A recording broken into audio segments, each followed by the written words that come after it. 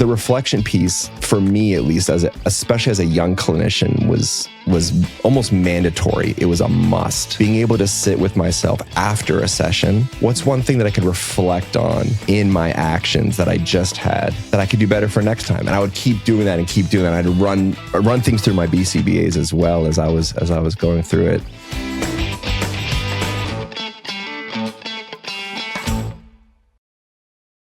All right.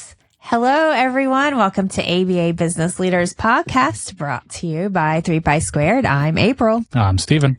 And we have today with us Joshua Levine. Welcome. Hello. Thank you. Great to be here. Yeah. So Josh is a co-founder and CEO of Momentum, who empowers clinicians to own and lead their own ABA companies while improving therapy outcomes for children with autism. He has founded and advised multiple clinician-led organizations and serves as an advocate for ethical, patient-first growth in behavioral health.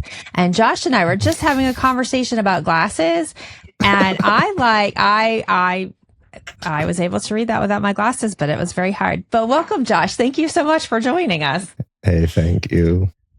So today we're going to, we've had the privilege actually of having multiple conversations now with Josh as we've gotten to know each other and how can we help each other and support each other in this field, and how can we support you guys who are listening. And so we've had a lot of really amazing conversations, and it has boiled down to like the repeating pattern, talking about humans, right? That we're all humans and we're in a human field. And, you know, we really have to, we're looking at all of the ins and outs of behavior, but we can't forget the compassion piece behind it and, you know, how to grow ourselves included. Right. And so, I don't know. I thought we could start there. Who knows where this conversation is going to land? It could land anywhere. So we're just here to, like I like to say, to, you know, start the conversation, talk about the things that maybe don't get talked about as much. And then we hope that you guys listening will take these conversations into your own circles and bring it into, join us on social media. And, we'd love to hear what you have to say. Also we have a podcast hotline. So, that will be in the show notes. So you can look at the show notes, and wherever you're listening or watching. And if you have any questions or any specific, you know, topics that you want us to bring here, we would love to hear from you. So without further ado, let's get this, conversation started. I kind of have like a little thought question for us, to get us going, as if we need any help with that. Like, what do we think? Okay. So do we feel that, self-reflection and self-care, are important to our field, or are they kind of like an extra? Or so are they an extra or are they a prerequisite? Yeah. It's so funny because, like you mentioned, April, of all the conversations that you, Steven, and I have had the past few times, I ended up looking at my calendar and seeing that, you know, like self-care was the topic for today. And I like the two tracks for me that I've been doing for more than 20 years is like ABA therapy and self-care, like focusing on myself and self-help. So I was like, how did that like come out of all of those conversations? And I'm so happy that you picked that topic. And the reflection piece for me, at least, especially as a young clinician, was almost mandatory. It was a must. Being able to sit with myself after a session, with my little 3-ring, I had a little binder that I had, and I tell, you know, people that I work with now and mentor and supervise, it's like I write down one thing from that session that I saw the kiddo do, that I did, that I could do better. You know, what's one thing that I could reflect on in my actions that I just had that I could do better for next time? And I would keep doing that and keep doing that. I'd run things through my BCBAs as well as I was going through it. So I would say that it's almost like a necessity to do something like, at least for me, I found that to be a big help. I know, April, you're a clinician. Did you do anything similar to that, or what are your thoughts on the reflection piece? So not so much. I love that. I really love that, especially as a young person in the field, that you had that intention there. I do find myself to be a very reflective, intentional person today who really focuses on gratitude. That's what carries me through the day to day, but that's a new skill for me. It's a relatively new skill. I'm going to say 5 years, like in the last 5 years, and really even more just in the last year or two, that I've been able to really focus on controlling what I can control. And it's what energy I put out into the world and how I can lean into gratitude and really looking at, okay, what's my intention? How do I want to show up? Did I show up in that way? And how can I do it differently next time? Yeah. All about not getting caught in the shame spiral of how can I do better, right? I mean, we do get caught in the shame spiral sometimes, but more of like, okay, this happened. How can I do this differently? What can I do to show up? What can I do and then most recently, what can I do to support myself first to help me support others? So yeah, what about you? I know you're a non-clinician, but you probably have now you have more FaceTime with clinicians than any of us here, with all the conversations that you have. And so I'm sure you're taking a lot of that with you, huh? Yeah, I mean, my story was as an engineer, right? Like it's all here, right? This body is just a vehicle to transport the brain to where it needs to go to fix things. And that was kind of my life for 35 years. And then I realized that there was feelings and sensation in my body. And so really getting into mindfulness and that was very helpful for me. There was a lot of negative self-talk and things like that, right? And moving away from that was a little scary for me because I thought that was the only way to motivate myself. So going into that, less shame and I still get things done has been very helpful. Yeah, you both mentioned kind of that shame piece, if I heard correctly, and it's almost like one perspective to try on that I've always done is like, oh, this is a learning opportunity for me, right? It's kind of like, rather than blaming myself or feeling bad about it, which happens to me sometimes too, and it's like if I want to sit in that negative emotion or that bad emotion, for lack of better terms, it's like, I want to feel bad right now. Okay, I want to sit with that. And then at what point do I want to kind of bring myself up to the next emotion, and maybe feel more sasatisfaction, feel happiness. Yes. And it's almost like the whole name it to tame it, right? Yeah. It's like when you can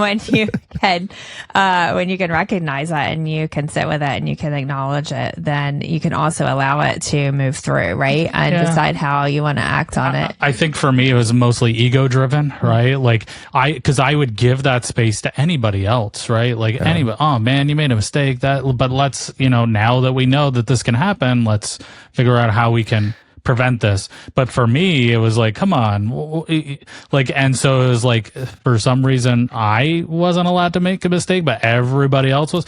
And so getting in, letting that go, right, was really hard because it was all ego, it was all selfishness, and it's just really icky, right? And who wants to navigate that when you can just ignore and yell and be miserable. I'm so glad you mentioned that too, Stephen. Yeah, the male ego is a beast. It is a bitch, and it's like nothing else. So to be able for a male, especially to kind of acknowledge that, shed light on it, is such a big deal. And it's like we can't work with what we can't see what we inside of ourselves, right? And so that kind of self-acknowledgement to move past the ego almost is such a big thing. Good on you, man. It's such a process, and for males especially, to move from that thought state to that feeling state to that heart state is also a process for us. I think we mentioned this before in a conversation where it's like we typically grow up as male kids of like, don't worry about your emotion. You got to like buckle through that and not to have those real sensorial experiences inside of ourselves. So yeah, it's cool to kind of move into that. So yeah, cool. Yeah. So I coach a lot of ABA business owners who mainly new into having a business, or maybe within that first they're finding themselves like in that like year 2 to 3 when things like get really spicy and you're kind of stuck in that like 90-hour work week and you're not sure how to like start delegating. And anyway, so really working through overwhelm, right? And it was kind of the target here, right? We're like really looking at the overwhelm, and that's the word used a lot when people come to me. I'm so overwhelmed. I'm like so burnt out, right? And in my conversations with a lot of BCBAs, and then also we have our support group now, and these conversations, I'm so excited to have a space for these conversations to happen. But the shame, the guilt, the perfectionism. And so at the moment, like I mainly talk with women, guys, like I'm open for everyone, but I think that is like too, like the difference sometimes is like the perfectionism, and it shows up a lot in women, right? But no, it's there for all people. But and it's the I should know it all. And dang it, I worked really hard to get this BCBA, like to get these letters after my name. I took that test. I passed on the second time. Like I know everything now. And why isn't this coming together? And why isn't this easy? Yeah. And, I'm a great BCBA. I've been doing this for a few years now. And, I really want to make this company work. And it's like to what expense? Yeah. Right. And then hence like the burnout phase, like everyone, like that's such a buzzword. I hate to call it that. But burnout, right. And really looking at what is burnout? How do we get here? How do we leave this? And so that's when you were like, re-mentioned shame. That's something that has been coming out, like shame and guilt. And, a lot of business owners having a hard time, like taking care of themselves first. Like there was even a conversation, I think we aired it on one of our podcasts a couple weeks ago, of like a business owner saying they felt too guilty to leave work to go have a coffee with a friend, a colleague, probably work adjacent, right? Probably, yeah. And leave their staff, behind because they felt too guilty. And so, we, like you said, we had these conversations and this kind of kept popping up. And so, I don't know, like, let's talk about like that, like where do we think that comes from, or how can we, I don't know. Let's chat about this. If I had, any of my admin staff, BCBAs, come to me, my CEO Ariel or my CEO Jason, or different companies, if they came to me and said, "Hey, I'm feeling guilty about something," I'd ask, well, where's that guilt coming from for you? What is it for you that you're experiencing right now? And that is where the conversation would go. There's a million different reasons why we may put guilt on ourselves, and it can probably go all the way back to our childhood, even if we really got into it. Totally. Typically don't go that far with my admin staff. No. That's for them and their therapist, right? Exactly, yeah.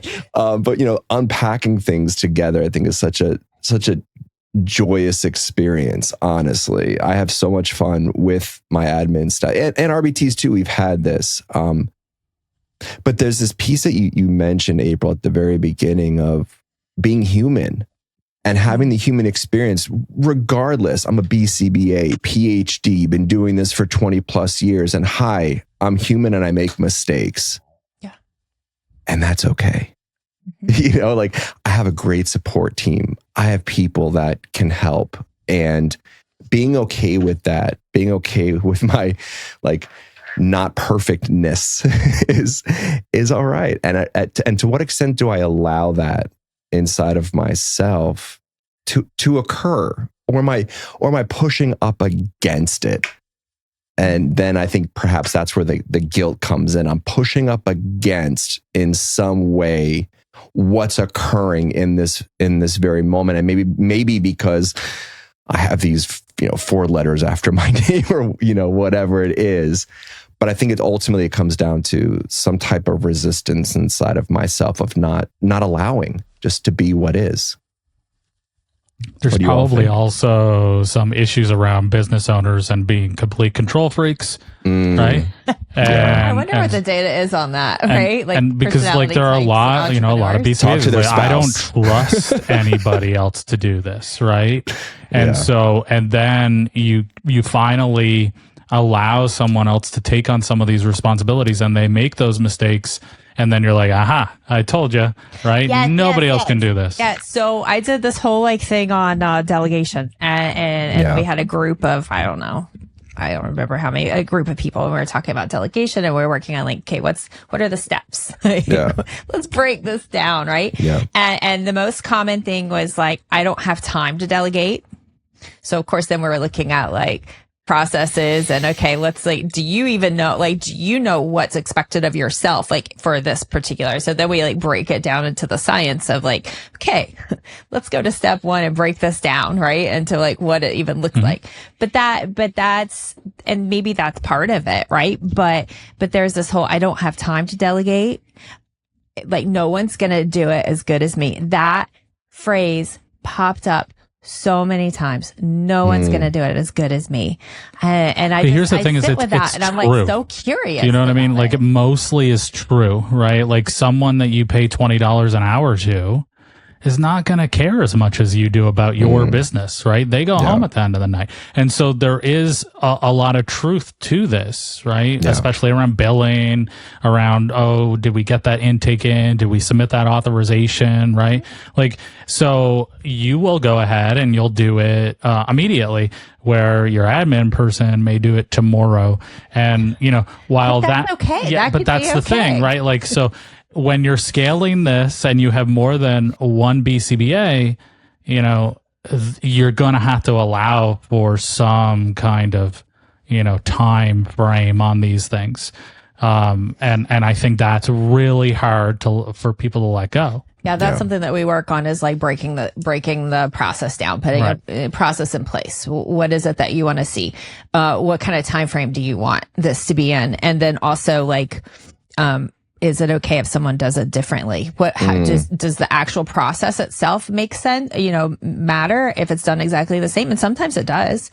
Or is it just the outcome, right? And so can we allow for others to have a little bit of independence and freedom with how they do it? I think it all comes down to trust. And like, if you're having difficulty trusting others, it's probably, maybe this is a therapy session. Then we go back to our therapy session. This is like, it probably is you, right? You probably don't trust your own systems or yourself. Right. And so now, we need to look inward. And if you have no self-awareness, which, look, for the vast majority of my life, I had zero self-awareness. So I'm there with you. But if you have no self-awareness, it makes it very difficult to even consider what area of this is tied to myself, right? Where is my ego getting involved? What is my trust issue?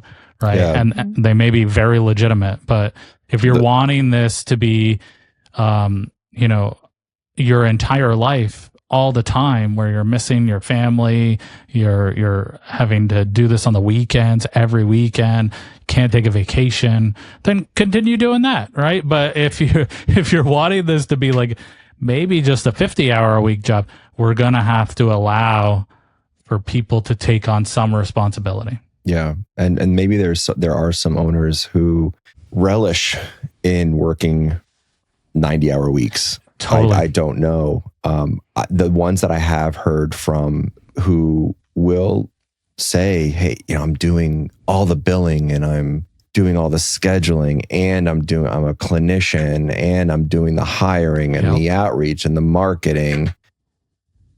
they sound a bit burnt out, and they will say to me, but I'm burnt out. I'm wearing all these hats, but I'm burnt out. And it does seem like, number one, lack of skills to delegate. And then also that trust piece is such a big deal. First and foremost, it's at the core of any type of business relationship, or any relationship for that matter, that I make. My business partners that I partner with, like, the trust is just implicit. Like, we just have that solid foundation, whether it's Sunshine ABA, Aloha ABA, Momentum, like all my business partners, like, we just have that core foundation. And from there, we grow together. And what's cool too is that as let's say a business owner, I would want to choose people that know more than me, that maybe have a different skill set. It's not hard for me to do. Like, I found people that know a lot more than me in different areas, and I want to learn from them, and I want them to join. But you also bring up a good point, is like, what's the MO?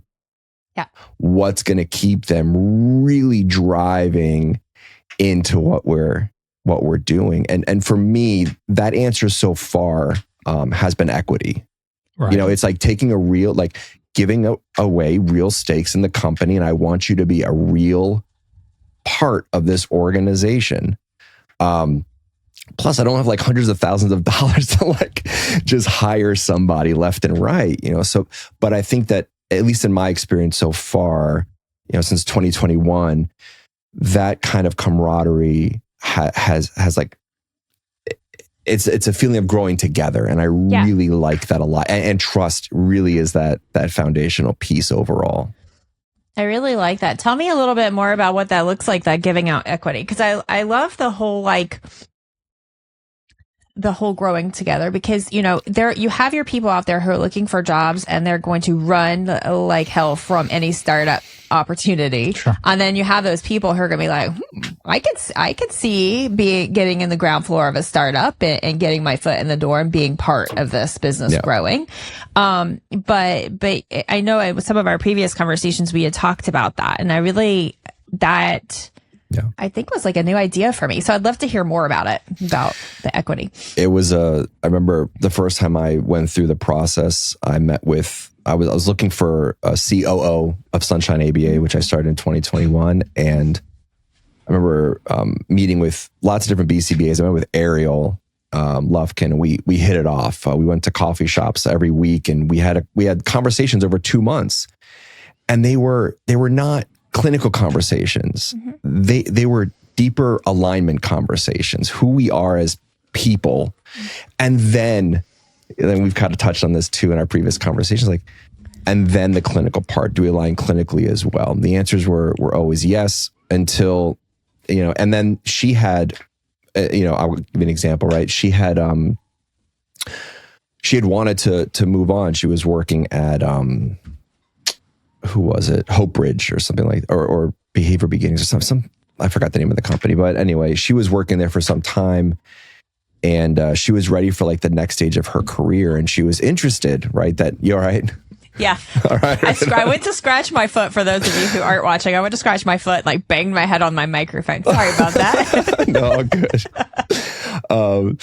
And so she was interested in becoming a business owner, and I said, cool, let's talk equity, because we're going to own this company together. And for me, as long as, it wasn't over 50%, I was cool. And she just came up with a number, and I was like, sweet. There really wasn't a lot of negotiating or back and forth. It was just like, I want to work with you. How are you going to feel good about coming into this dynamic? Because I want to make sure that you feel good too. And it's going to be a business partnership. And then along the way, we've just done that together. And then we draft out roles and responsibilities. We pick it all apart. And there's like, what am I doing? How am I going to hand that off to her? And eventually over, I think it was like a year and a half, I asked her to become CEO. And I'm extremely appreciative and thankful that she said yes. Bob's your uncle. Like, she's running the company. And then same thing with Jason Julie out in Aloha ABA. Same kind of process. It was just that hitting it off, and again, the trust is just implicit. But that's what the kind of the, being very transparent. This is what the conversations look like. It was very much like, I want to feel good about this situation, of course, but I want you to feel good about this too. And if this is something that you're interested in, let's work together on it. And we're going to learn a lot together, and just acknowledge that. And we've found that to be a pretty cool recipe for growing a company. And slowly but surely it's happening. It's really fun to be part of. It's quite a roller coaster, of course, but yeah, that's where the kind of the equity conversations came in and how that kind of worked out for us. And as you probably are aware, and listeners are aware too, it's different for everybody. It may be the same in some ways, maybe different in many ways, but it's where it came in.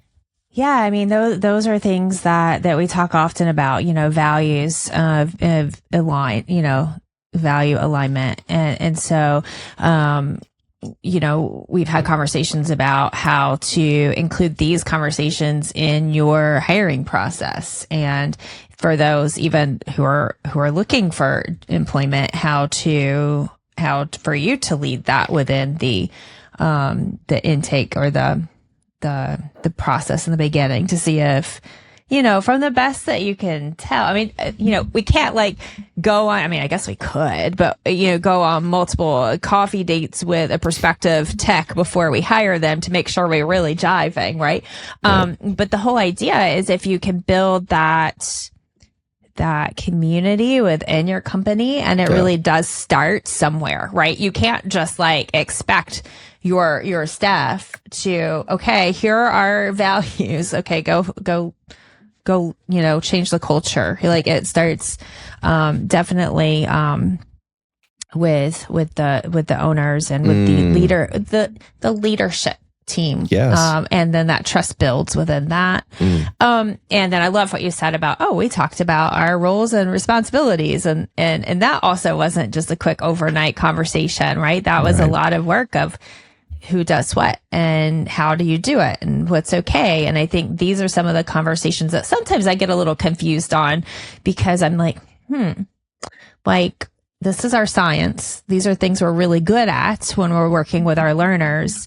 But unless you've had an enriched, education in OBM and things like that, right? You might be a little bit more aware of how to shift this, to running a business. But those are some of the pieces that I think sometimes we have a hard time generalizing, or maybe we just have our two buckets and we forget that we can merge them sometimes, the clinical and the business. Right. Yeah. I'm so glad you mentioned values too. That was conversation over months of crafting those out. And then, it's not as if they just kind of sit idle on a shelf. For at least from our perspective, it's really to what degree do I use those values to make business decisions? Otherwise, it's just a lot of fodder for my website. Yep. And so 100%. Consistently, we've shown our staff how we use those values in our business decisions. And we've had to make some tough, especially in Florida, we've had to make some tough decisions with things that are going on. But we're always very as transparent as we possibly can be. And we let the staff know these are our values is how we're using them. And from what we've heard and what we see too, it's grown a really positive company culture. And that's been fun to see. Actually, some reflection that I've had recently. We had our monthly meeting, and our family liaison, it was her first time attending one of those meetings. And she said, she saw the staff, we do it online. And she said to Erlen and I, she was just like, wow, there was just so many commendations going on. And it wasn't, what's the term? Toxic positivity. I think that's kind of going around. It's she was just like, they were really genuine. Yeah. And that was really cool to hear that kind of reflection, because not only were we in that, but we also were very much and shit can go down. Crazy things happen in our field. Life happens, and we're here for that. And one of the benefits of working for a clinician-owned, clinician-operated company is that everyone in your admin, or you have people in your admin who are BCBAs who have been doing direct support. And so they know and have experiences of what you may be going through. And you have that kind of perspective you can lean into, because you may have this experience yourselves. I've had this in relationships where it's my partner doesn't fully understand the kind of pressures that may go into the day-to-day working with the minute-to-minute, hour-to-hour that goes into working with folks in our field. So having that extra perspective may help. Yeah, absolutely. 100%. You know, we talk a lot about values alignment and how to how it's not just a poster on the wall. Yeah. And, you know, and coaching businesses, okay, how do you put this within your processes and your procedures? Like, how do you embed these things? What do they look like, you know? But I want to go back to a previous conversation that we were having about burnout. And I just wanted to ask your opinion, Josh, because this is a conversation I've had with multiple clinicians and business owners in the field. But what do you think about burnout as far as, is it possible that, well, I'll just say my observation. I've observed in a lot of situations where I've then been curious about, are we just using this as like a badge of honor? Is this like the thing to have is burnout, right? Is this just, are we wearing our burnout as a badge of honor? Is this just what we do? Is this part of our culture? Burnout happens.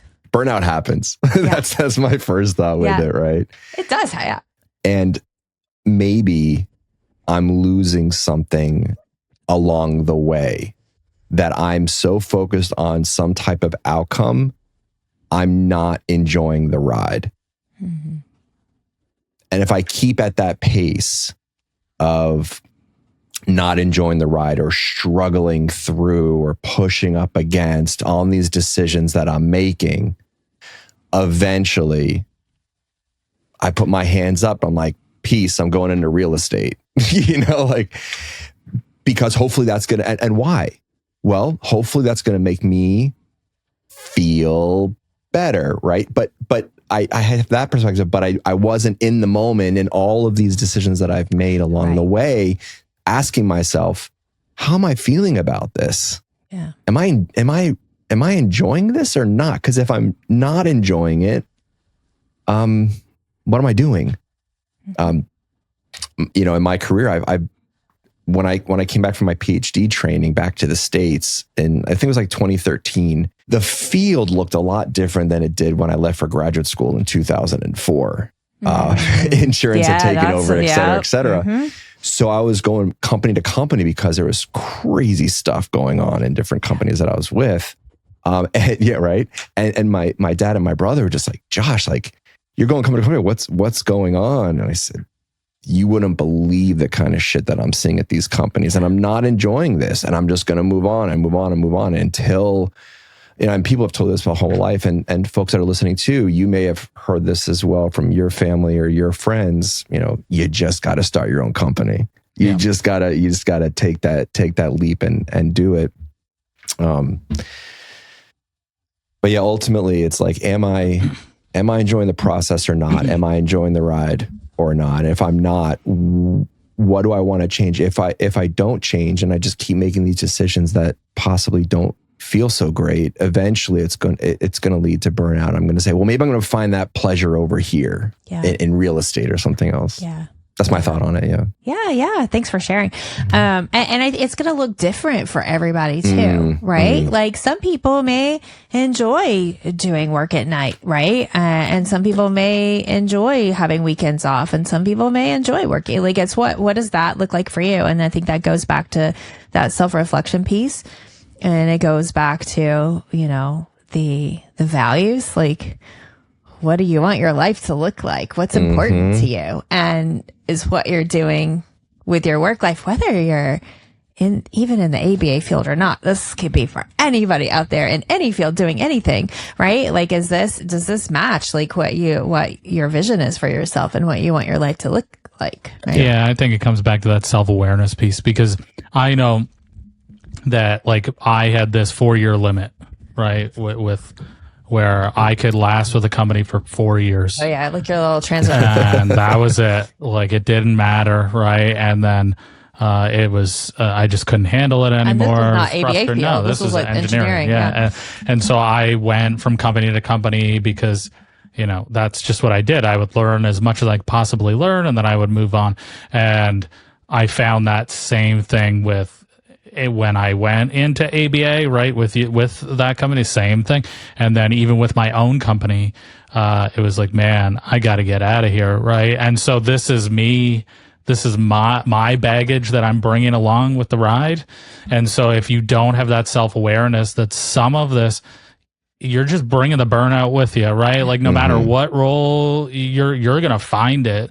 So again, having that self-awareness and taking that step back and allowing for that vulnerability, it is really important, I think. And if you don't, this is going to follow you forever. And so there's just part of this is the incentives in this field, as I'm sure you're aware, Josh, is it's like, the race to the bottom based on, hey, we have these low insurance rates that are constantly getting lower. And so, if we provide less training, if we expect a tremendous amount of billable hours out of everybody, if we don't pay for certain things, maybe we make people contractors, even though we know we shouldn't. We can be way more profitable. If I have a high turnover rate, I'm actually more profitable than I am if I have a low turnover rate because I don't have to worry about raises and providing equity, right? Like things like that. So, there are just a lot of incentives in this field. So if you're bringing that baggage along with it, you're going to have a tough time no matter what you do, right? Does that make sense? Yeah. Yep. That's depressing. I'm just saying, like you have to know that that's here, happen. Right? You have to know that this is here, and then you can make a decision on. Wait a second, I'm going to do this differently. Because if you do go in with the blinders on, oh hey, those last 15 companies that I went to, they were all bad. And the BCBAs on there were unethical and they didn't know what they were doing. And I know better. And if you go in with that and you don't understand what the environment is and where the incentives will take you just easily, if you don't have those things in place, if you don't really understand your values, I think that you'll get trapped there because I've seen it too many times. Yeah. So. And it is kind of like what you were saying, Stephen, like what do we want to see for ourselves? One of the questions is like that you can ask is like, do I need to see something to believe it or can I believe it and see it? And which way does that go? And if we want to say to ourselves, believing is seeing, let's do that. We make a choice as to where we direct our consciousness, right? And that is a conscious choice. If we're just going to kind of go willy-nilly and just allow things to always happen to us, more power to you, but we could also make a choice and we can direct that focus into more positive things. And that itself, at least in my experience, there's less energy that goes into dread and fear and angst and worry. And the less that I have that, the lighter I feel, 100%. the less strain and energy. I feel more energy when I lean into and focus on things that make me feel good. But it's a choice that we make. And so if I'm taking that, like you were mentioning, that baggage from other companies, am I wearing that like a satchel and am I just carrying that around with me? Or have I like dropped that bag off and been like, okay, peace, I'm going to leave you behind. And now I'm moving on to something else that I want to feel into is a more exciting opportunity for me or not. And it's a choice. It's a choice. If I want to linger on with what my previous companies did to me or previous people did to me, I can, but like, how is that going to serve me? Especially in my next steps? And I think even that piece of reflection, at least in my experiences, has always helped. And sometimes it's harder than other times. So sometimes it cuts a little deeper, and I got to work through a certain process with myself to move forward, to be able to look at something and to not have an emotional charge is like that next step almost. And it's a big deal. I experience it in my professional and personal life too. It's like when I get into discussion or an argument with my partner, and we just had this happen where it's like, well, this situation happened. There's an emotional charge. Okay, like let's acknowledge it. And if we can talk about something without that emotional charge being there, that's cool too. But here's where we are. There's still a charge there. Okay, that's just kind of like where we're at, and that acceptance piece of what it is. And in the business world, it could be something where we're carrying this baggage with us. It's like, okay, you want to keep carrying that around? More power to you. Does that fit in with the ethos? And so when we hire, are we hearing that? Like, for example, if I'm sitting with an applicant and they get, and I've had this happen, they get on an interview and they're just like, my previous company, this, that, and the other. Right. Just like, okay. And I'll be cordial and ask questions and stuff like that. And, thank you so much for your time.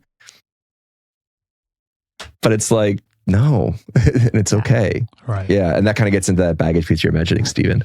Yeah, that's what we had.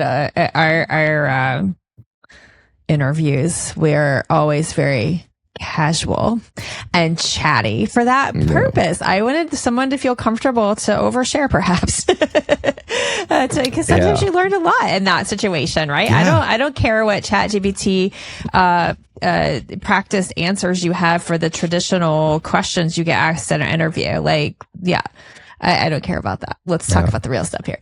Well, and let slow. My brain is moving faster than my mouth can go right now.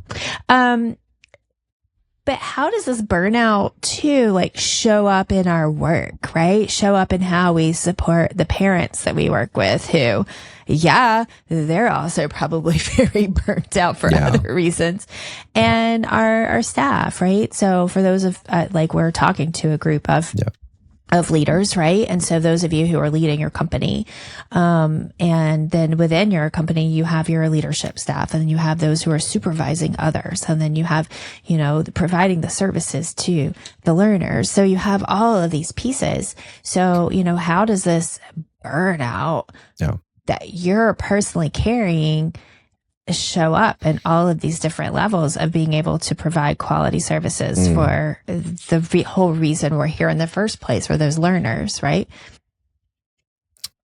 One of the questions, because you mentioned parents as well, right? And staff, both, or burnout. One of the questions I always ask myself is, to what extent do I have control over those environments in any way? With parents, usually very little, right? With our staff, a whole bunch.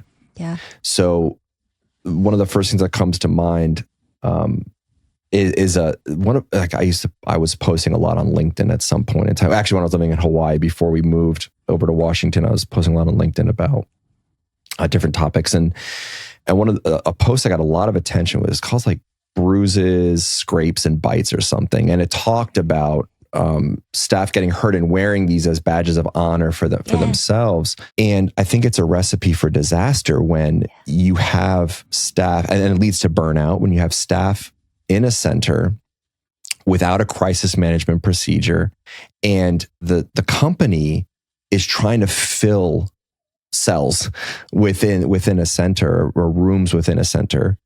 And they're bringing in guys and girls with severe behavior problems, continuous physical aggression, self-injury, proper disruption. And then they just kind of say to the staff, do your best. Or maybe they're incorporating crisis management strategies that they're not trained on, and they're just kind of like, try this or do that. That really can lead to burnout very, very, very quickly. So that's the first thing that comes to mind with staff is the safety piece. If we think for a second that it's okay that I'm getting bitten every day, I'm getting hurt, I'm getting bruised and kicked and hit, no, that is not okay under any conditions. And that is something wrong with the organization. Now, there are places that, this is my perspective, right? And my training, my experience, there are places where, it gets gnarly. When I started at Threshold back in 1999, that's where Florida placed, their most severe behavior problem guys and girls. Dr. Pat McGreevy was on the board of that organization, and there were BCBAs seeing, there's a lot of supervision, a lot of oversight, a lot of training and crisis management, a lot. But to have that kind of stuff go on at a center where staff aren't trained, and they're kind of thrown into the mix, not to mention, and I wrote about this too, but not to mention the effect it has on guys and girls at that center that don't have continuous physical aggression, property disruption, and self-injury. What are they digesting when they see staff go after, for lack of better terms, a guy or girl who's continually hurting someone else or themselves? It has a huge impact, I would say. So, and I can imagine the staff see this and they're like, but I don't know what to do about it. Maybe they don't know any other systems that are out there, any other ways of doing it, because we get a lot of new folks in our field all the time. And so they may just see it as like, well, this is the way I know. It may feel a little weird, but I'm going to just kind of keep treading on. And that may lead to burnout. But that's the first thing that comes to mind with staff is safety. And then parents is a whole nother piece for sure in terms of burnout, because parents, I think overall, talking with them, just very burnt out. And quite frankly, I think a lot of them are just tired of just like receiving instructions that are bad and kind of lectured from BCBAs that are like, this is what you need to do with your kid. It's like, whoa, pause. Do you have a kid? No, or whatever else it is. We kind of have maybe like a way of like throwing our academic books at the parents rather than really pausing with them. And I think we touched on this in one of our conversations earlier, and really listening to what the issues are. So for staff, it's safety. For parents, I think it's the ability to listen and really take on what they're putting out there. And it can be so varied that, at least in my experience, it takes someone who has a lot of experience in the field to and working with parents specifically to really digest that and go with that and talk with that parent, not talk at that parent. There's a big difference. Yeah. Yeah, there's a big difference in that. And I think that's where that compassion piece and that human piece can also come along with it. And just the awareness that, we in our field, we're predominantly working with folks on the autism spectrum. And so, maybe some other morbidities. And those, I know that also those of you in practice who are working with families who may not have a specific diagnosis, but the parent has brought you in because they're in a tough situation and they could be dealing with a diagnosis. So they could be dealing with like multiple layers of grief. Like this isn't the life that we thought we were going to have, or even if it's a situational issue and they're dealing with some really hard behavior, really hard situation, or some trauma that, they didn't, when they were so excited to bring this bundle of joy into their family, this is not what they pictured, right? So there was also that too. And they're also human and they have really hard days. And I think that that shift when I became a parent myself, when I became a mom, I always felt like I was very compassionate and it really got the needs of a parent, and I would really try to meet them where they were and give them the benefit of the doubt and really help to support them, and have conversation with them and not talk at them. And, the cultural component to really trying to understand like what their, not just their general culture, but their family culture, what's important to them, right? Like how did they want it to look? Because I was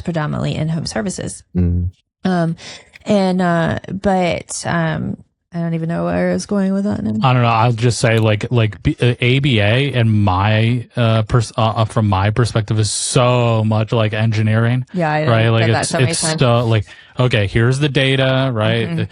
The system's too hot. Maybe it's using too much voltage. Whatever. Like we gotta fix it, right? And there is no human element in this at all. Let's fix this thing because it's broken and it's. For whatever reason, this so is my that's job. like the worst going with a parent thing. 100%. Like if you come in, you're like, hey, your you're kid not doing it having this right. issue, then You got to this do way. it this way. I've already told you 10 times. This is how you're going to fix it. So just What's the fix function? it. The function is attention. Then you do this. And do this. your job is so much that, okay, here's the problem. Like literally, here's the problem. This is what we're going to implement to fix it. And this internal environment that you care so much about is pointless to me. I'm not even going to measure it. We're not going to talk about it. And you just got to listen to this treatment plan and all of your problems will be solved.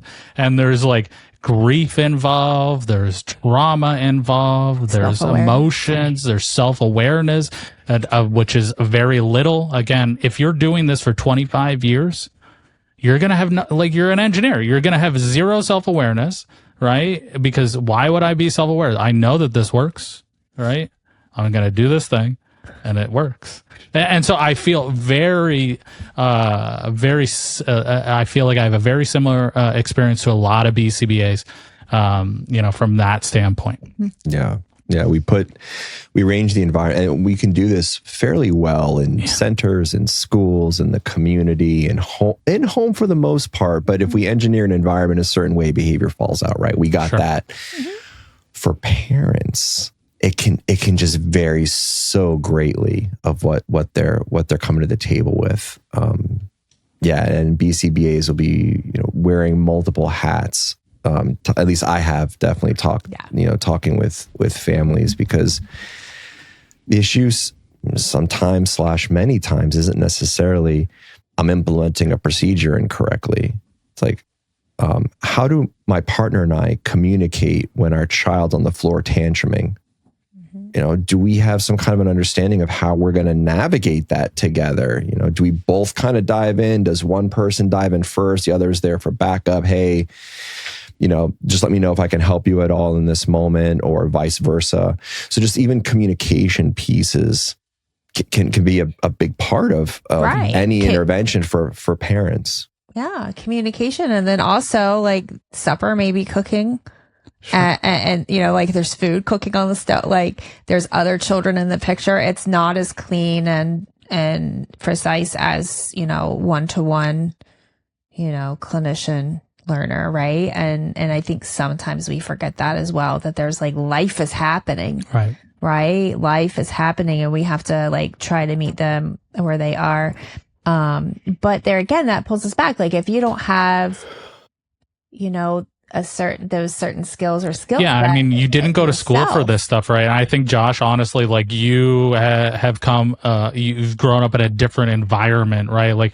Than most BCBAs that I talk to, right? Where there is that self-awareness, there is that, and maybe they're using the right words, or I have a lot of empathy and I have a lot of compassion, right? But and that's great, but I think that there is some disconnect there, right? And when you're not as familiar with those skills, your go-to is going to be back. Okay, let's go back to the behavior plan. Let's fix this issue, right? And you use that within not just on the behavior plan for the family, but also for your staff, right? And you shut off the emotion, right? And you just fix it, and that can be difficult to turn on. I'm looking at I'm laughing because that was me for so many years. And, that's part of it. Part of my journey, the last 5 years, mostly the last couple, I've said, it was okay, it's not even that you have to be happy, but I need you fixed. And this energy, the storm that you're putting off, no, these aren't the behaviors that I want to see. I want to see these behaviors. And let me see what I can do to manipulate to get you to here. Yes. And I wasn't self-aware I was doing that. And then I went through this whole like reflection. Dude, what does BCBA stand for? I'm just curious. Yeah, I don't know. Board certified badass. Are you all manipulating behavior to get results that you would like? You know. Well, I was like completely broken down. I was in therapy and I had a life coach who was a BCBA. At the same time, I was going through this whole course for like parenting course, like this whole thing. It was like this whole pivotal point in my life. Yeah. And I remember sitting there and I had this like aha moment, and I was like, was I like this before ABA, or did ABA make me like this, or is this what like wanted me to get? This is what attracted to me to ABA. And I had this whole like moment of, whoa, where am I? Who am I? You know, I think I'm sure I'm not the only one here who's had like, especially like I'm pushing almost 50, right? Like I've hit those that, you know, midlife, like thinking about things, especially as you're I'm a parent, and there's a whole another journey there along with that. So yeah, it's, I don't know. I don't hear people talking about this. No, so. but and to ask people to do that work, I think, is asking a lot, because this like for me personally, right? Like, this is all selfishness, right? Like, and I think you mentioned that, like, Josh, you mentioned like you want to be a part of like doing the right thing, and it's a whole lot less stress and anger when you could do the things that you love and do it the right way. And for me, it's like, I just want to be able to sleep at night, right? Like that's my goal. That's my selfish little goal. I don't want to have these thoughts in my head. I can't believe you did that thing, right? You weren't honest about this thing to this person, right? Like, and so that's my selfish choices. Yeah, totally. And so it's all selfish, right? It's 100% selfish. And why not be selfish for ourselves? Exactly. Right. I call that the pillow test. It's like, to what extent, when I lay my head on my pillow, am I able to drift off to sleep? Or when I lay my head on my pillow, how much do I have racing thoughts and I'm thinking?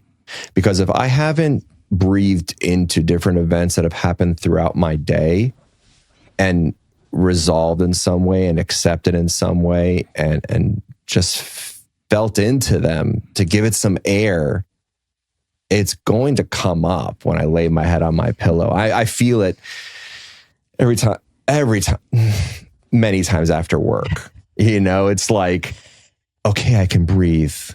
Oh, okay. Wow, I'm drained. You know, like, wow. But I haven't had that opportunity to like feel into myself to say, oh my gosh, that was a lot, you know, and then that's okay. And like feeling into those different pieces. Yeah, I hear you on that. And I think it is that piece of like, well, if we're not going to be selfish for ourselves, protect our own energy, work with ourselves, you know, or we're going to be selfish for somebody else. Yeah, do it for somebody else. Do it for somebody else. Yep. And if you feel good doing that, then go for it. Yep. Yeah, I don't necessarily think there's a wrong way or right way to it. It's like, how am I feeling about my actions and what I'm doing? And Stephen, you had mentioned about like, you know, are we just saying that we're being empathetic or guiding with compassion and care? And April, I had this kind of aha moment several years ago. I was kind of like, to what extent is there like alignment fully between what I say and what I do? And when I acknowledge that, I just keep striving for that. So that way they're not just, because words are words. Like, we can throw them around left and right. And we got tons of words in our field, right? We got tons of jargon, tons of words that we like to use. But what if we just shut up and do? Yeah. And that speaks for itself. And at some point, we just do that. We just do, and we act and we engage rather than say, oh, this is what I do. This is how I go about things. So I think if I reflect back, one of my most recent aha moments was that was saying to myself, I want to have very little difference between what I say and what I do. And I constantly strive for that. Yeah, that's a good one. That's a really good one. I have a Post-it note on my monitor and it says words matter. It's but it says words matter. And really, I mean, I was talking about the actions, but so it's a reminder to myself from, fights and arguments that we used to have like years ago, like we're the thick of it. And you're like, this is what you said. This is what you did. What you said sound great, but those words don't matter if you're not doing it. Right. And that was the core of a lot of some of our struggle. Right. Mm-hmm. And so really it's like actions matter. But for me, it was like words matter. Like those words matter. You have to, when you use those words, you have to be careful with what words that you use because then you got to follow up with them. You've got to do those words that you say. And I think that's, that's just, I don't know. Is that just, I guess it's just part of growing. Right. And yeah. And it's a way also to continue with that. It's a way, at least from my perspective, it's a way that we talk about our perspective of ourselves and the world around us, or the words that we use. As a matter of fact, I found out it's like 2006 or so, I found out there's a field called neuro-linguistic programming, NLP, they study the use of words. I never studied it myself. I've been asked if I've studied it because I guess certain words that I choose my words and how I convey them, right? But there's a field dedicated just to this on the words that we use. And I think the premise, I don't know all the details, but I think the premise behind it is that if we choose to use certain word choices, our perspective will shift as well. So while words can carry our perspectives, it can reverse engineer as well. Like words can then, if we choose certain words, they can then change perspectives. I think we do this all the time with, like, let's say affirmations, let's say, right? So I think that might be a good example of that. Yeah. I think that goes back to your believe it when you see it, right? Yeah. The opposite of that, right? And you believe it. I'll see it when I believe it. Yeah, sorry. I guess I believe it, therefore I see it. Yes. I love that. There you go. That the words matter. See, the words matter. Yeah. What was I going to say? I don't know either. So, okay. So as we continue this conversation, there was something that kind of came to mind a little bit playfully, but also like it's real too, at least in a lot of the conversations that I've heard over the years, right? But all of this stuff that we're talking about, these like in internal events, right? All of these like, awareness and like listening to our body and all of this, like kind of like a lot of people out there are like, hey, you guys are like, woo, you have lost it. You've like, this is not science. Like these are internal events. We cannot see these behaviors. Like we can't so therefore like they do not exist. I don't know. Let's play around with that. Good for them. Good for you for that. But to the extent that we can make them observable, we can measure them, we can work with them. The biggest surprise I probably ever had to date was energy. Yes. When I, thought it was totally woo-woo. I was at North Texas at the time during grad school, and I had been big into meditation since I was 21. So I've been practicing for many years at that point. And I saw the sign that says, join meditation club, and Patsapong was leading it. He was from Thailand. This really beautiful, kind guy was leading these meditations, and they were guided meditations. So we kind of guide us through a forest, and you see the purple flowers, da-da-da. And, after many months, after the semester, I think he said, and any of you that want to kind of stay behind and get into some other energy work, you're welcome to. So I decided to. And he started talking about energy, because my biggest question at that time when it comes to the practice was like, I feel drained many times after I'm done with my clinical work. Like, is there a way I can protect my energy and protect myself?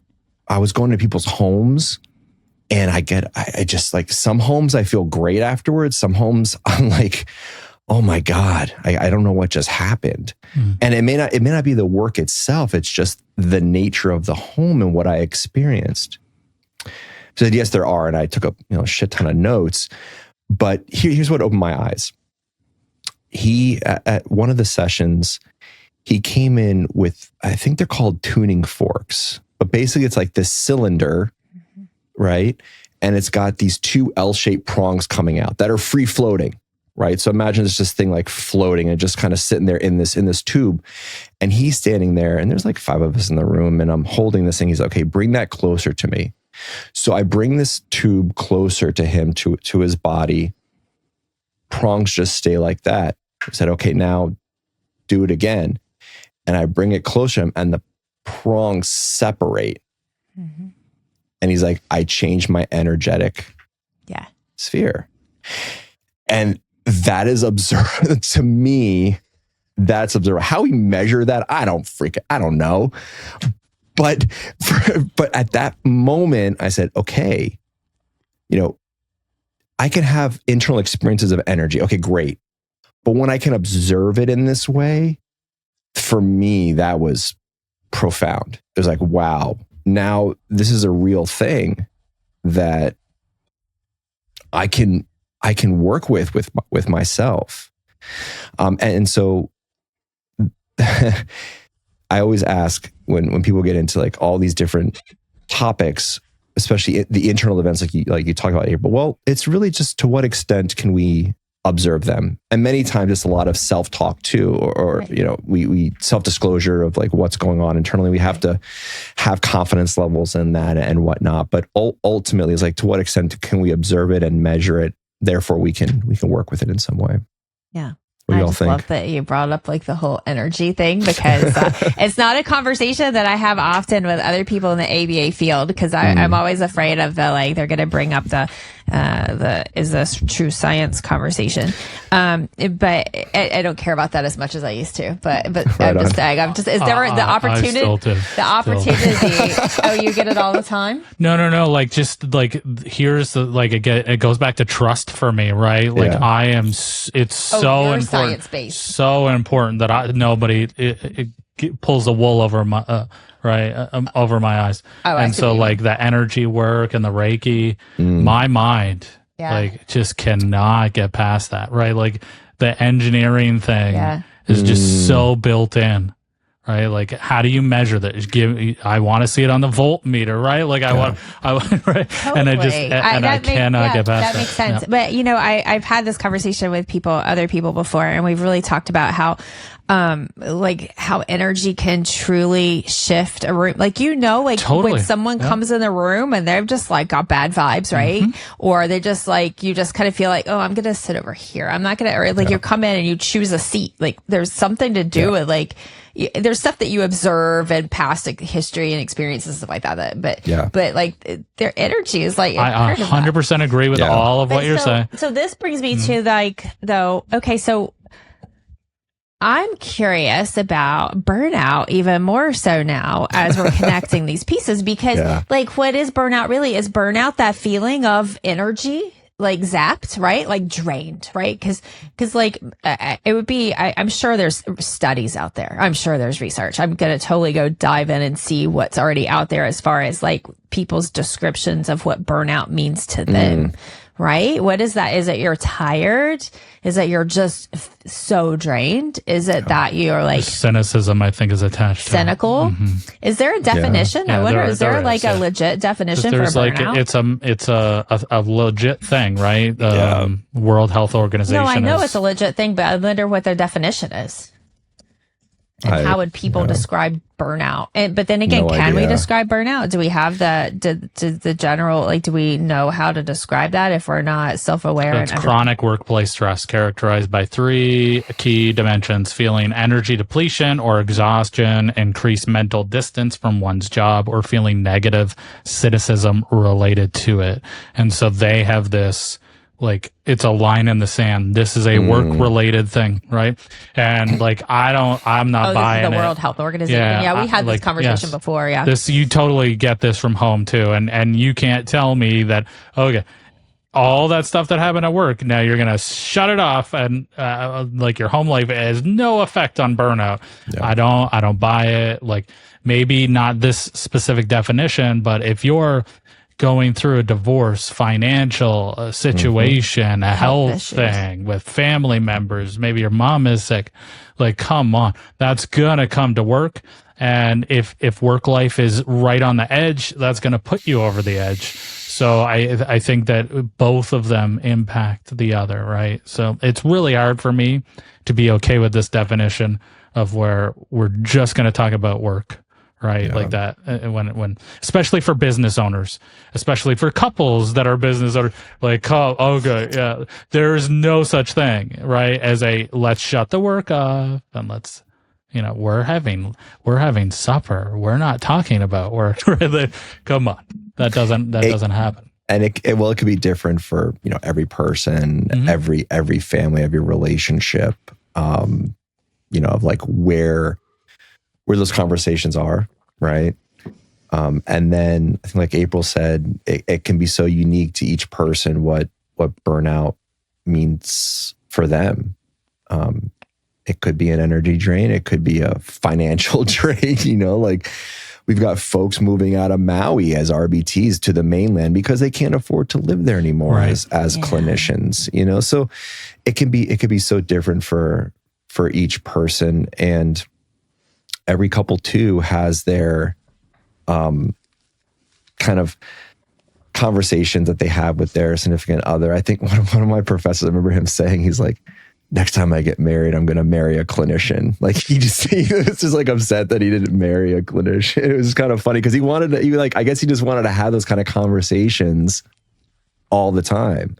And I think it's an interesting conversation too at some point where it's like, do BCBAs choose intention? Some people do. They choose to marry clinicians and some don't. And some is just like, well, it just so happens that my partner's not a clinician, so be it. But then also there's that kind of like comfort thing of like, well, do we want to talk about all the pieces that happened at work or not? Are there other things that we want to get onto or not? It's, it's so individualized. It just depends. And I think it's also like super individualized for burnout and what each person experiences. Yeah. Yeah. It's by the time this podcast airs, the couples podcast would have already aired. So on Valentine's week, we've got a panel of, I don't know, I think there's 4 couples, 5 including us, who are going to have that conversation about working together. And some Tell me how you really feel. Some are, tell me. It's great. Some are clinicians, both, but the majority are like us. Clinician business, right? Yeah. So that's if you haven't already listened to that podcast, you should check that one out. So fine. We've talked about burnout. We've talked about like self-helpy stuff. Like we've kind of danced around like, okay, this is what it could look like. Our stories, what it kind of looks like to us. But if someone's listening today and they're feeling like burnt out, maybe this conversation is helping them to like sit in their feelings or sit like in this moment and say, man, maybe this is where I'm at. Or maybe they already came into this and this is why they're listening to this is because they're like, yeah, burnout real. Yep. Here, done it. Here, doing it. What are some, I don't know, what can we, let's be their,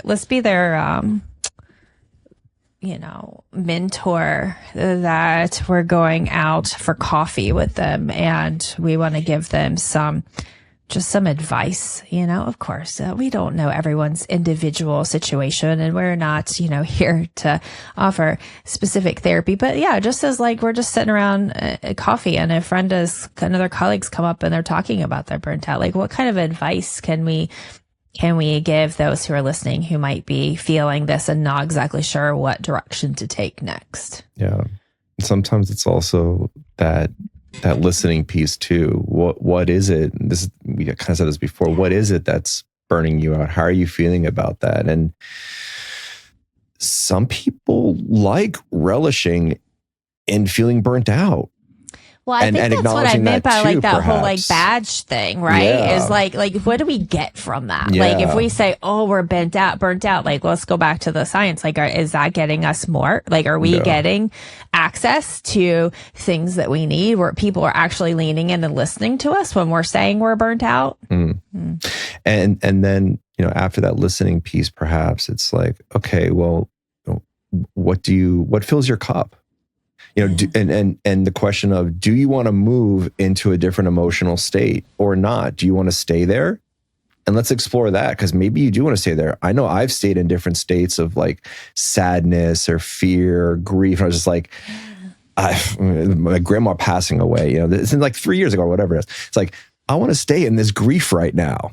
I don't want to think about other things or moving into different emotional. Like, I want to stay in this grief. I want to experience this grief. I want to cry the hell out of myself. It's like, okay. And that's where I want to be. But I think and Steve was mentioning this earlier, is like acknowledging those pieces and shedding light on it can be really, really eye-opening. And that may lead to what I want to do next. Do I want to find ways to fill my cup? Or am I doing activities that don't fill my cup when I'm outside of being a clinician? And am I acknowledging that or not? Especially early on in my career, no, I was not acknowledging that. It was just like, nope, but all good. Like, I enjoy the heck out of it for sure. But it's like, as we get older, we learn how we want to navigate things. And part of it is that journey too. And so people overall, take a breath. And I like to say, take a pause for the cause. And the cause is yourself a lot of times. Just pause with yourself and listen to your breath. Listen to the air vent as you're just sitting there, and attempt to shift focus and notice those thoughts that are coming up, and gently guide yourself to something that you could focus on, whether it's a candle sitting in front of you or the air vent or the breath. Like, move yourself gently. If you choose to, if you'd rather relish in thoughts and go through that, let that happen. It's kind of like that idea of, what is it? Kind of like a leaf floating downstream kind of thing. It's going to take its own natural course, but to allow for that moment to occur, that I think is the big deal, is that just programming that time for ourselves, whether it's 2 minutes or 5 minutes, 30 minutes or an hour, whatever it might be, just allowing that and giving ourselves that to take a pause for the cause can really, at least in my experience, can be really helpful. So like, if you want I'll fix it for you. Okay. So, talk therapy. No, I did that for years. It just made things worse, right? Like, sitting around talking about myself, it just made me get angrier, right? And blame more people. So, what worked for me was body scans. Like, that was a really good, because I didn't know how to feel into my body. Say more about what a body scan is. So it's like you closing your eyes. You don't have to close your eyes, but it can be helpful. Right. I tried meditation. I tried a talk therapy that was like meditation. Okay. Focus on my breath, or imagine a stream, imagine the green leaf. I close my eyes. I see black. There's no color. What are you talking about? Imagine green. So for me, it was like, okay, just what does it feel like in your body? And like, what can you feel on your hands right now? Right? Like, are they hot? Are they cold? Are they tight? Are they, do you feel anything? Right? And that allowed me to go into my body. And I did this for probably 2 years. Awesome. And like, it was like the best thing that I ever did for myself. That's where it started for me, was I could then open up. I could then sense emotion that I didn't know that I even had. Right. And I think that was a really good and easy way. It's gentle.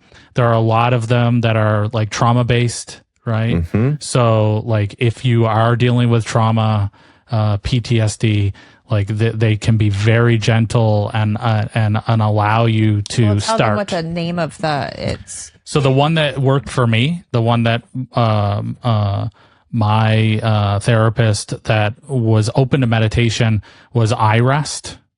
I think they're out of California. It's I.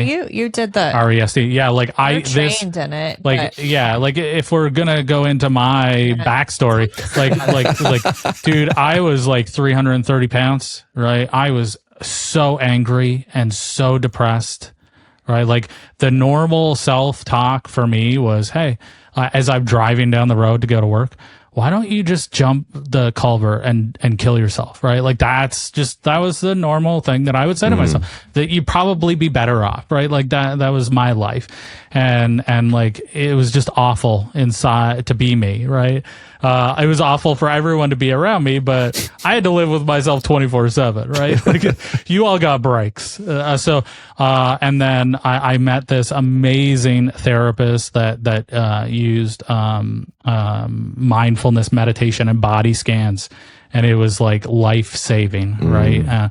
And so, she got me onto iRest. I then went to, like, again, an engineer, the only thing that matters is your brain. That's it. Right. And then I went to Kripalu twice, to get, meditation, teacher training. Isn't that a meditation center or something like Kripalu? I've heard of it before. Yeah. So like you go into silence, right? And you're just, and so I went to two-week courses on this, and like, it was life-changing, life-saving. And that's really where my journey started. And it was so helpful, right? So helpful. So I would recommend anybody starting off, if you're not sure where to start. And again, like everybody's journey is going to be different, right? And so this may not work for you at all. But that was how I got on board, because my brain, it was easy to convince my brain, oh yeah, you're actually feeling those things. I can, yeah, right. It's real, right. And where it wasn't the woohoo, right, stuff. Yeah. And thanks for sharing all that too. And one of the beautiful pieces in there is that you, from what I hear, you made these attempts to find what kind of works for you, and you did that. You put yourself into that journey. Quite a beautiful thing, man. Awesome. Thanks for sharing that. And Nora. Yeah. Thank you so much. It's been a while since you've shared that. Yeah. People who are new to listening, they might be like, oh, I didn't know that. Yeah. And I think that it is important, right? Like, this is not okay, you're burnt out. This is the anti, okay, here's the problem, let's fix it, right? Here, you're burnt out, because burnt out means something different for everybody, and what we're going to find to help, is going to be different from everyone. I think that it would be fair to say that, like you said, like, practice the pause, right? And we do that in our day-to-day family life. We try. Yes.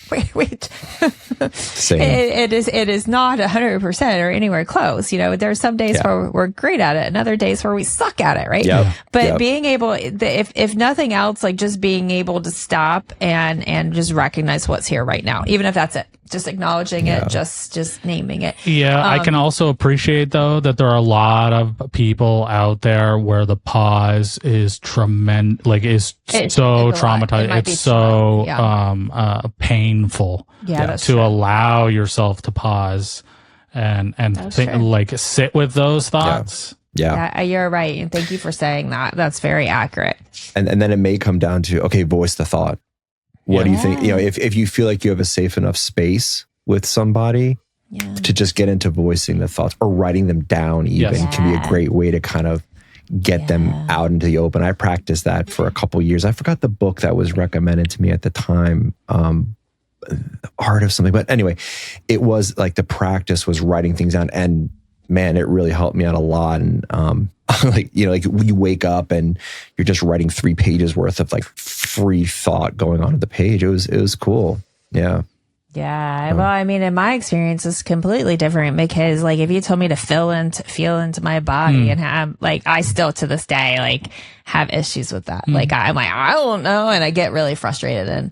But I can visualize the most vivid, beautiful, gorgeous, vibrant, colorful landscapes in my head. That's awesome. And can take myself right there. That's right. So it's like, we all have we all have our own things. In fact, when I learned that not everyone sees in color and can, you know, like that was the whole thing, right? And he's like, no, I see black. And, you know, so like we all each have our own very special individual experience. And that's what makes us so human. And I think that's like the invite today is to like recognize that, yeah, we are, each one of us is a very special individual human.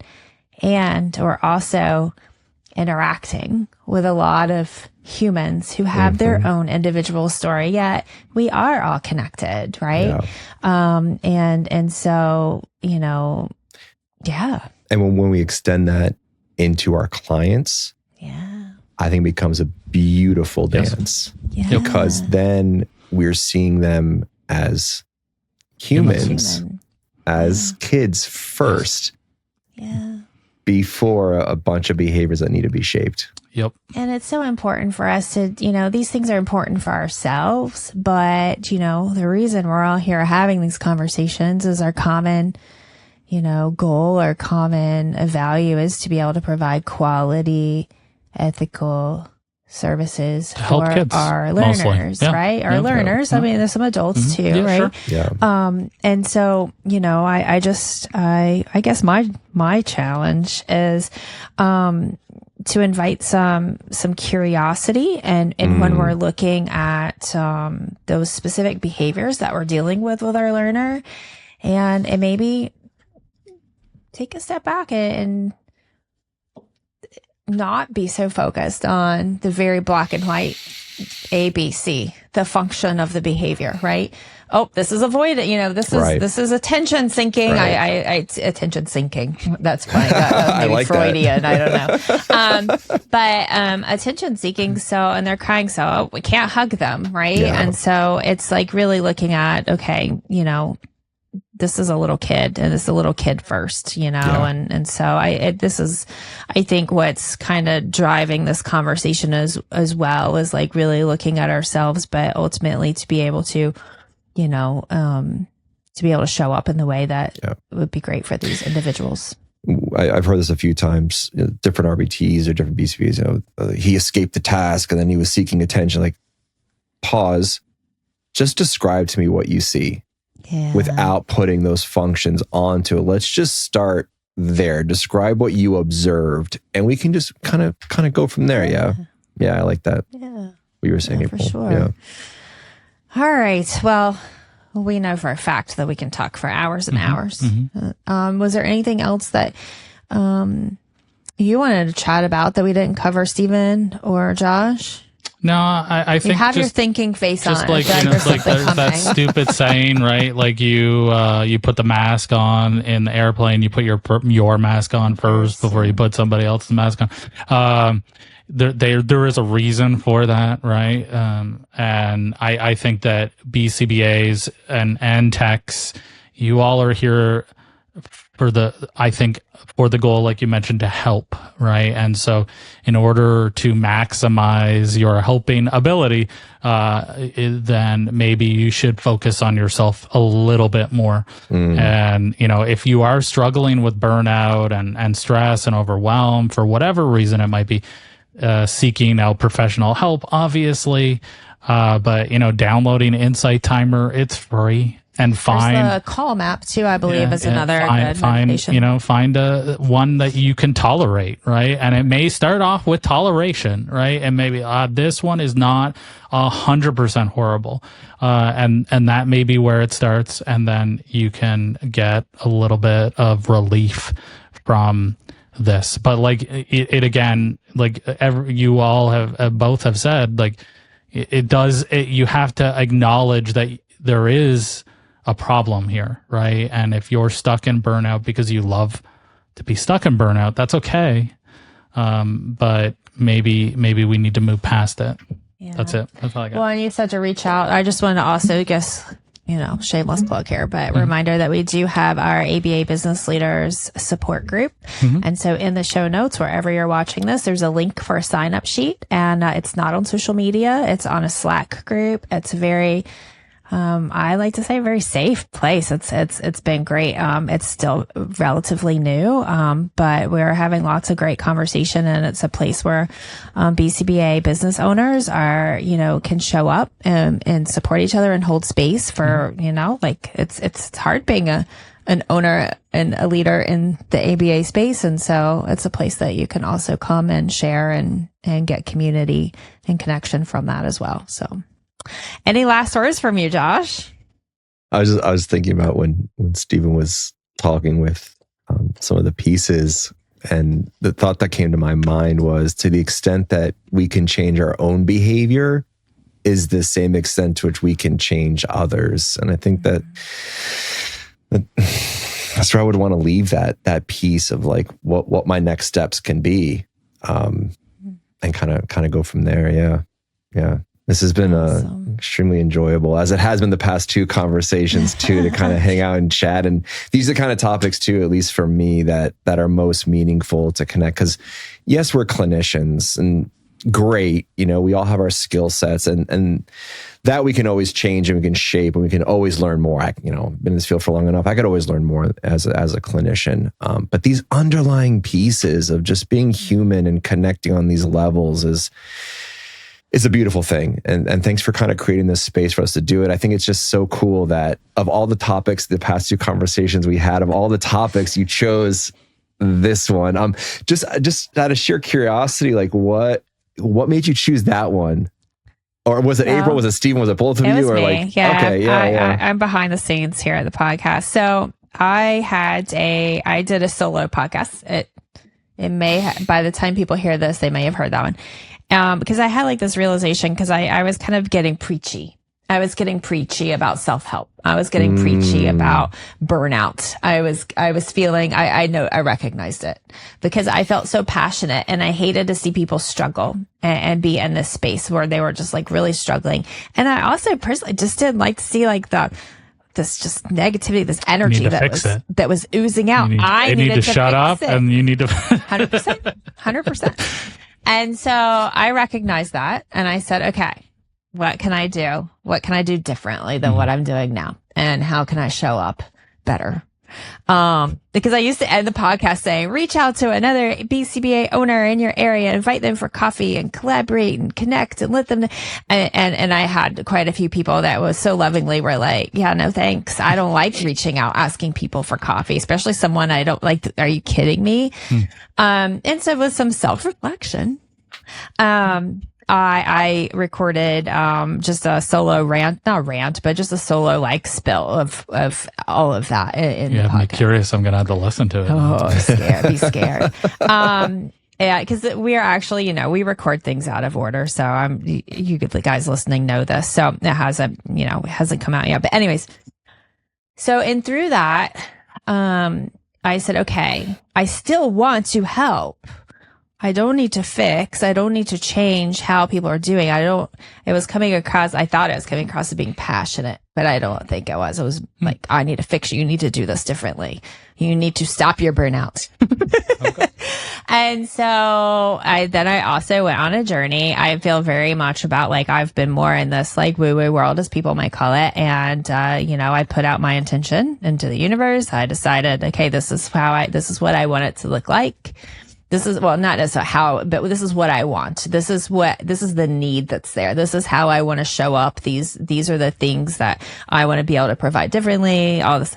And so it's been brought to me. And so I've had numerous conversations where, this has showed up. And so this was the absolute last thing that I thought that we were going to bring Josh on our podcast to talk about. I mean, no, like it just really wasn't. Like, I was like, okay, Josh is like this, PhD, BCBA with all this experience and businesses, and he, clinician owned, companies and your stance on certain thing and all of it. And I was like, yeah, this is the conversation. And like, never did I think that it was going to land on like the topic that we talked about today, but I couldn't be happier that this is where it landed us, because I really truly feel like, not that I'm changing anyone, not that anyone needs to be fixed. You're worthy with how you are right now in this moment.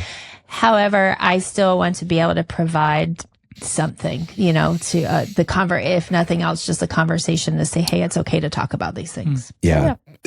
Thank you for sharing that. There's a brotherhood and a sisterhood in our field that can be recognized, that can be navigated on an emotional level, that every one of us deserves to be part of. And I wonder if folks reach out to you and they may be willing to share live on a podcast and maybe in like small increments, talk about these pieces, because we've all experienced all kinds of crazy shit in this field. Yeah. And let's be real about it. And let's talk about it. And let's share it together, because one person's experience and sharing in that can help 500 other clinicians. I wonder if that's even something that may come up. Who knows? Absolutely. I love that idea. And if you're listening right now and you're like, this is really great, but I don't really want to leave something like this on the podcast hotline, just email info@3pi2.com. Yeah. .com. Yeah. I've said that all that. I was like, I don't know what's the email. We'll put it in the show notes. But thank you so very much, Josh. I'm just so grateful for the time that we've had together to discuss. And I'm excited for this relationship to continue. I don't think that this conversation ends here. But I do really thank you for your time, and thank you for sharing, and thank you for showing up. I really appreciate that. My absolute pleasure. Great talking with you two again. All right. And I do have one more thing. Do you want to plug your stuff, Josh? Do you mentor BCBAs? If someone was like, this all sounded great, I need your help. Is that something that you do? I mean, with Momentum, the company Momentum, you can find us on LinkedIn. You can look me up on LinkedIn. You'll see us there. You're looking to become a company owner, you're a BCBA, and you're looking for true partnership in that process, look us up. Other than that, as far as mentoring, not necessarily. But again, like I said, I really believe in this brotherhood and sisterhood in the field. And if you want to just reach out and have a conversation, talk story, I'm very much open to that, especially on these topics that we've talked about. Yeah. Awesome. Yeah. Great. Thanks for asking. All right. Well, thanks everyone. We'll see you next time.